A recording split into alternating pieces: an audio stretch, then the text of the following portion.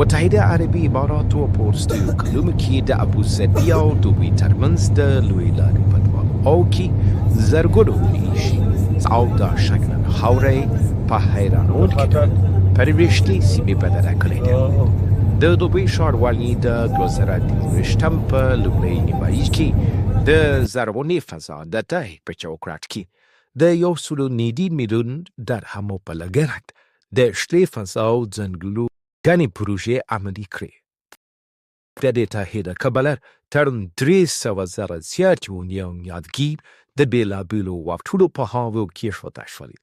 د دغو نیالګیو د اوبو وهلو لپاره د انټرنیټ په مرسته د اوبو ننګونې ډېر سیستمونه کارول شوي.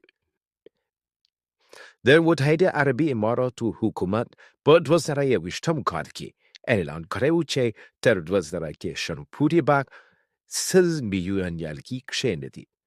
چې ونې به د متحده عربي اماراتو د خاورې شته فضا 480 کیلومتر مربع ته زیاته کړي.